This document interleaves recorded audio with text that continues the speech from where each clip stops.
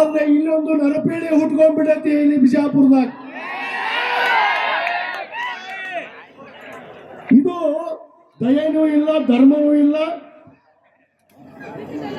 ಇದಕ್ಕ ನೀವೇನು ಹೇಳಿದ್ರಲ್ಲ ಅಗಳೇ, ಯಾವ ಕುತ್ತ ಅದು? कौन-सी कुत्ता है? दीवाना कुत्ता है. ये बोलता है हजरत मोहम्मद पैगंबर ಅವ್ರ ಬಗ್ಗೆ. ಅವ್ರ ಕಾಲ ಧೂಳ ಅಲ್ಲ, ಅವ್ರ ಕೆರಬಾರ್ದ ಹೋಗಿ ಇದನ್ನು ಹೋಗಿಲ್ಲ. ಹಜರತ್ ಮೊಹಮ್ಮದ್ ಪೈಗಂಬರ್ ಅವರು ಒಂದು ಮಾತನ್ನು ಹೇಳ್ತಾರೆ, ಚೋಳು ಕಡಿಯೋದು ಅದರ ಧರ್ಮ, ಚೋಳು ಕಡಿದ್ರೆ ಅದನ್ನು ಸಾಯಿ ಹೊಡೆಯೋದು ನಮ್ಮ ಧರ್ಮ ಅಲ್ಲ. ಚೋಳು ಕಡಿಯೋದು ಅದರ ಧರ್ಮ, ಅದು ಯಾಕೆ ಕಡಿತೈತಿ? ಅದರ ಧರ್ಮ ಅದು. ಆದ್ರೆ ಇಲ್ಲೊಂದು ಹುಟ್ಟೈತಿಲ್ಲ, ಅದು ನರಪೇಳಿ.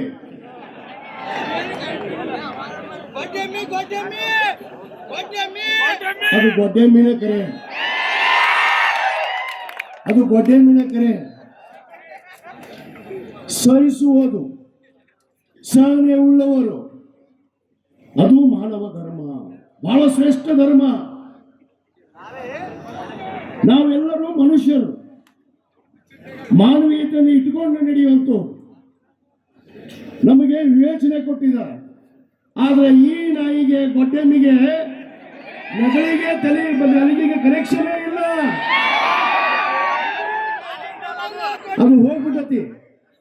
ಈಗ ಮೊನ್ನೆ ಅವರು ಭಾರತೀಯ ಜನತಾ ಪಕ್ಷದವ್ರು ಇದಕ್ಕೆ ಉಚ್ಚಾಟನೆ ಮಾಡಿಬಿಟ್ರಲ್ಲ, ಸ್ವಲ್ಪ ಅರ್ಧ ಮುರ್ಧ ತಲೆ ಕೆಟ್ಟು ಒದರ್ಕೊಂತ ನಡೆದಿತ್ತು ಚುನಾವಣೆ ಒದರೋದು. ಈಗ ಗೊಡ್ಡೆಮ್ಮೆ ಆಗ್ಬಿಟ್ಟದ. ಆದ್ರೆ ಅವ್ರು ಉಚ್ಚಾಟನೆ ಮಾಡಿದ ಮೇಲೆ ಪೂರಾ ತಲೆ ಕೆಟ್ಟು ಬಿಡೋದು.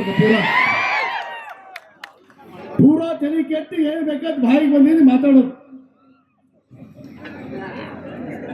ಇವ ಅಪ್ಪಿ ತಪ್ಪಿ ಇಲ್ಲಿ ಹುಟ್ಟುಬಿಟ್ಟಲ್ಲ ವಿಜಯಪುರದಾಗ.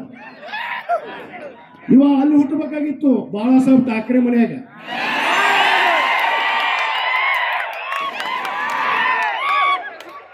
हिंदू म्याड ಅಂತ,